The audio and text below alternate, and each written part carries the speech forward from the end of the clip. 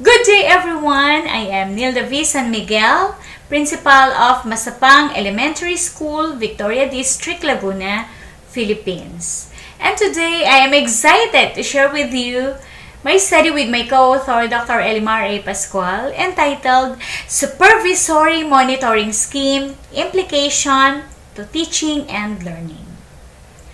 Learner's pace was said to be dependent upon the direction of the teacher-facilitator. And it is the permeating idea nowadays. With the debut of the new results-based performance management system, Philippine professionalization standard for teachers, it has become a silver lining for both the school heads and the subordinates. In this study, I want to know the difference in the performance of learners when there is no formal classroom observation and when there is a formal one. Does being prepared help a lot in boosting the confidence of the learners in participating in classroom discussion? Do learners get intimidated to participate when there are observers inside the classroom, or are they more motivated? The background of this study was anchored from the DepEd Order No. 42 series of 2017.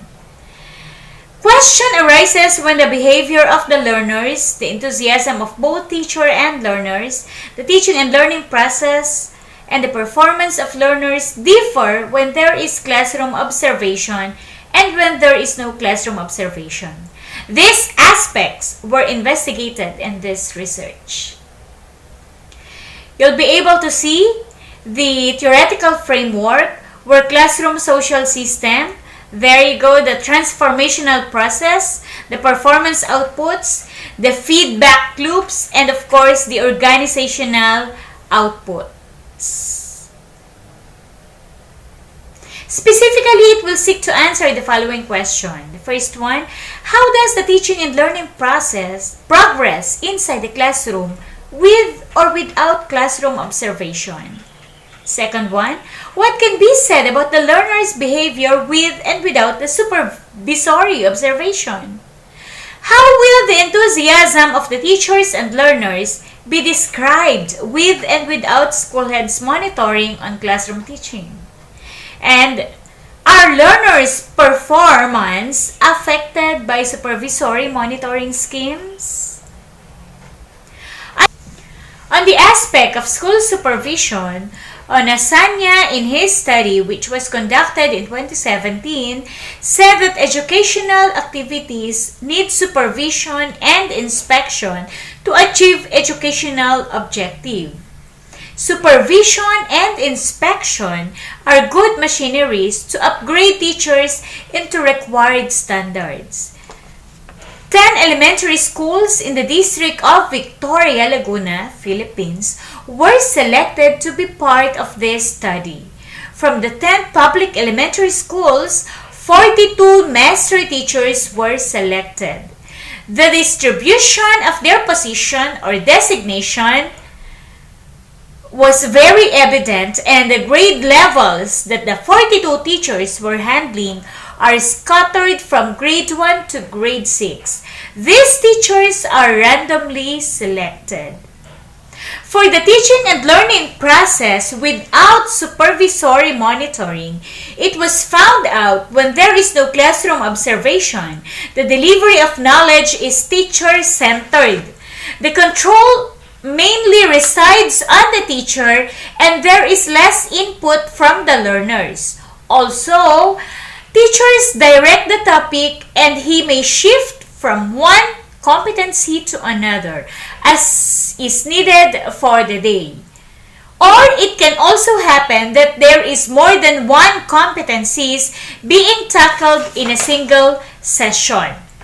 For the teaching and learning process under supervisory monitoring, it was found out that the teaching is formal and focuses on the things that are needed to be learned or the competencies needed to be attained. All parts of the teaching and learning process from review, motivation, discussion, application, evaluation, and enhancement are dealt with. And for the learner's behavior under supervisory monitoring, it was found out that the learners do what they want to do. What is not what is being expected. They feel they are at ease with their teacher around, especially when the parent-child relationship is already built. Learners are not conscious of their manner of responding to the teacher. Also, it was found out that it is different when the school head is around. Sometimes, learners answer in chorus. They do not feel intimidated. For the teacher and the learners' enthusiasm without supervisory monitoring, it was found out that learners participate on maintaining classroom cleanliness and discipline. They sense a higher authority aside from the teacher inside the classroom. And they are very conscious on classroom discipline. Discipline does not just depend on the teacher. The presence of the visitor, like the school head, makes the class in the discipline mood. Students display a behavior of feeling,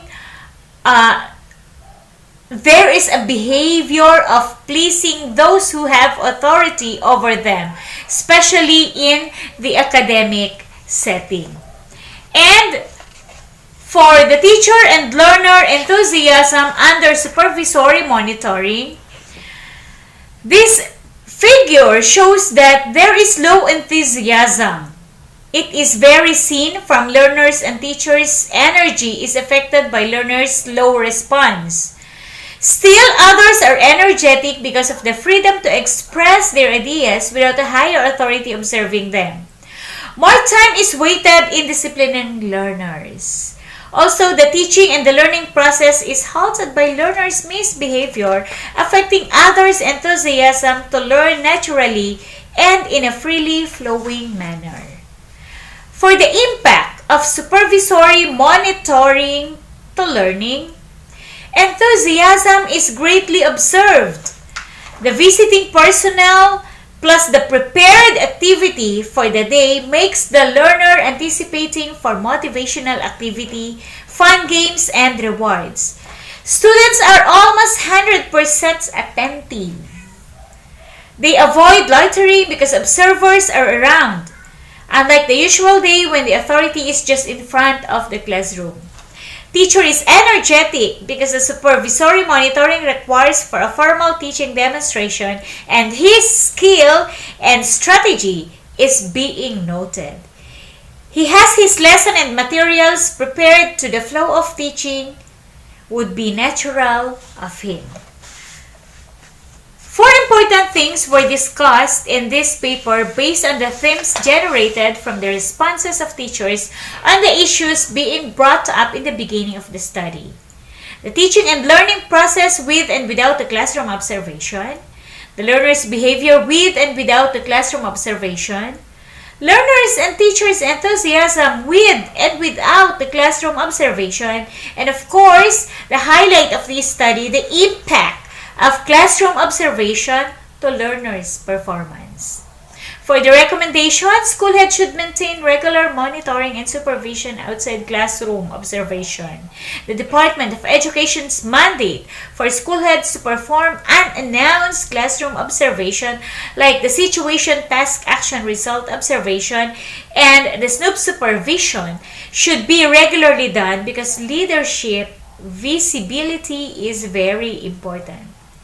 Master teachers must seriously perform the conduct of pre-conference, the classroom observation, and the post-conference so as to create a culture of excellence in terms of formal classroom demonstration.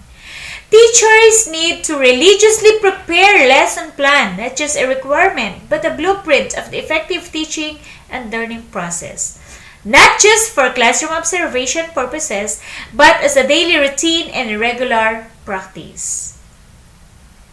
For my reflection, teachers touch the future by teaching, and therefore, they need to prepare learners of today through their ways and needs.